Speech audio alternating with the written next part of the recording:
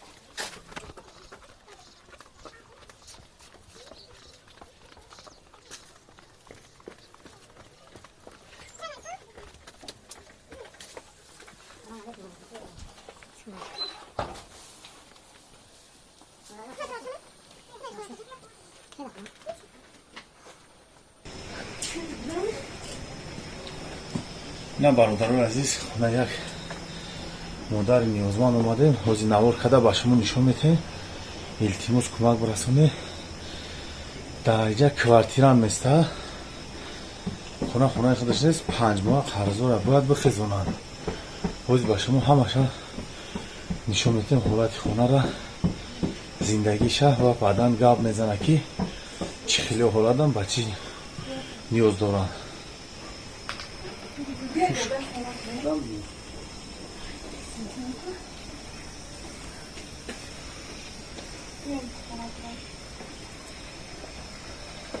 چند فرزند داره؟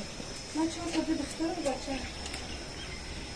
یک مرد کی سال میکنه؟ ایو یا کزن امی سال کنه زن داره کتاب داره.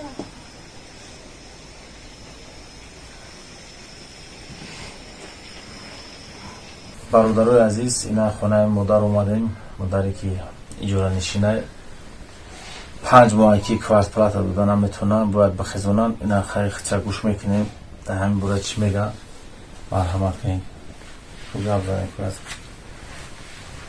برادران عزیز، من 20 سال میشه که در کوارتیر میشینم. هم خیلی کم بودی دارم، خیلی کم بغلم، خونه و در ندارم. ایجا میخزونم، من در اوجا میشینم، ایجا میخزونم، در اوجا میشینم، نمیتونم چیکار کنم. خیلی من از زور اومده که همی فرزندادم رو جهت کردم. خیلی اختیار دست شما اگر چی باشه ایلاجش باشه، خیلی اگون خونه پوله یاردم کنیم. چند فرزند داره؟ 4 تا دارم. 4 تا؟ 2 دختر دارم، 2 بچه. خیلی دختر و بنده مردم هم 2 بچه دارم بیکار و هم خونه و در ندارم. دخترتون شوهر کردگه؟ او هم شوهر کردگه، تاش ایشوش برومدگه 3 کودک قطیه تاش خیلی قطی شوهر شیو. خیلی دختر فهمه که فرزندی مردم ای دختر طلب کرده نمیشه ایج وقت. ای بچه میشه که بچه من بیکاره یا چیکار کنم. که من از زور نمی اومد در شما مراجعت میکردم. من اینم خیلی مادر اینم خیلی جگر سوخته چیکار کنم 20 سال میشه و یک سال 2 سال نیمه 20 سال میشه در کوارتیرای مردم خیلی گشتم گیره کردم. این کوارتیرا در چند چیز نمی خونه داشتگی؟ اینجا 3 سال میشه و 5 ماهش دودگی نیست. 5 ماه دودگی نیست. میگه با بچه زن داده میگه بخی جای رفتن ندارم. کوارتیرا قیمت شده 500 شده. خودم میگم کار کنم 3 تا جراحی دارم کار وزبین کده نمیتونم تماما. جراحی کدگی هستی نه؟ 3 بار جراحی کدگیم نمیتونم کار کدم. برای همون کاروی سبک بوشا میتونه کده؟ اگم کار سبک ممکنه و اگم کار سبک کنم میتونستم ای قضا میکشتم من نمیتونم کار وزبین کدم. نه مو کارتای شما را میمونیم خیلی در مونده در نمروش کارتای شما را و رقم شما را میمونیم. برادرایی که خیرخواهن انشالله که به شما کمک میرسونن حتما. خدا پروردگار 100 ساله تون کنه. همه کسی که در حق ما کمک میکنه پروردگار با خدا شما را میرسونه. همه خیمه درای چیه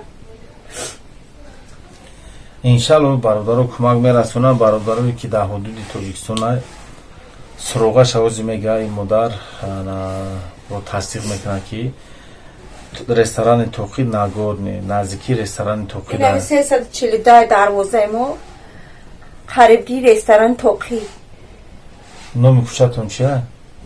جا همشه کمی سخبونم داره. سخبو؟ سخبونم داره. سخبو 342. خیلی یگون جدا قایده نیستین همچون نیازمند. آخی مرا در ایچو قایده نمیمونه. چند بار نمی اوچاسگاوی اومد بخدا غمم داد اشتراف مون کدن. آخی هم قگیره میکنم نمیفهمم میگم آخی ما کوارتیران تیمور در کجا قایده میمونن. نه همه بخدا از اوچاسگاوی اومدیم اشتراف کدن رفتن. یگون جدا شما در تمام شو کم بینزاد نه یگون چی نیسته به حق خدا. یگون کس مرا یاردم نمیکنه. یگون بنده ایش که یاردم نمیکنه. خب اولا کار میکردم یا خدمت چی میکنم موزی که درمشتم دیگه کارم کده نمیتونم. خیلی که دیده برادر عزیز مادر 20 سال شد اجاره نشینه در بدر با ای کوارتیرش هم مشتگی در بدر گشتم 5 ماه پلی کوارتیر قرض داره 1,000 سومون. اگر امکانات میشید امیده کمک میرسونده کارتا خیچه رقم خیچه برای تصدیق کردن همین رقم در زنگ بزنین. همین رقم در مقصد در دستی خیچه تماس بگیره و کارتا خیچه به طرف نمیشین. برادر عزیز کمک میرسونیم. خیلیتون فهمیدین چی حالا در قرار داره و همین خاطر چندی که امکانیت باشه یاردم کنیم. دو فرزند تو نوزی در جای اجاره نشین در دیگه جوان اجاره میشین خونه اخچون نیست. نه ندارم بیکاره نه؟ همی 3 فرزندم اجاره نشینه. یک تاش در خونه شوهرش تموم. یعنی دخترم 3 گودقتی در کوارتیرای مردم نداره. شوسترش دادگه 3 سقره در تفش از او میکشه میگرده نداره. او بچه کم هم نداره. نداریم تمامیت خانه شخصی نداریم. خونه همین کوارتیر داریم. خیلی پیروز گفتن در کارگاه بی دروغ چیه نمیه اما در کوارتیر میشنیم 20 سال میشه و نمی سال 20 سال میشه که ای کوارتیر با ای کوارتیر گشتم. خیلی ندارم سومه که زمین بگیرم ندارم پول خونه بگیرم ندارم اخ چیکار کنم. انشالله که به خواست الله برادرها کمک میکنن صاحب خونه میشین.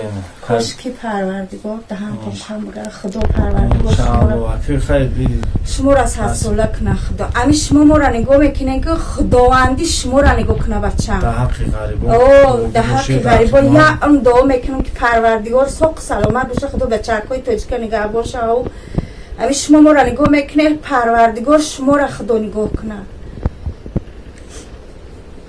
اگر یک خونه میشید یک خونه میکردم با خوبتر میشید.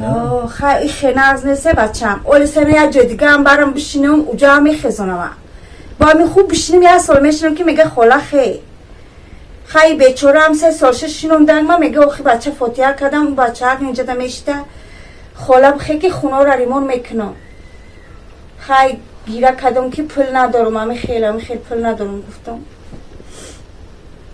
برادران عزیز بی‌طرف نمیشیم چه خیلی که دیده خیلی این مادر انا اگر کدومی که امکانیت داره 10 سوتیق زمین جدا کده میداد برادران خیلی مصلحت کده یک جای یک در خونه دو در خونه دانو میخدش میکردیم با بهتر میشید 10 سوتیق یا که 1.5 سوتیق هم دستاتش نده کفایه برای یک دو در خونه نمی کارتوش همه منون برادر عزیز به طرف نمیشیم خداوند خیرتون قبول گردونه آدرس مادر در کور باشه نمی رقمو دا تماس میگیره رقمایی که در روی اکرانه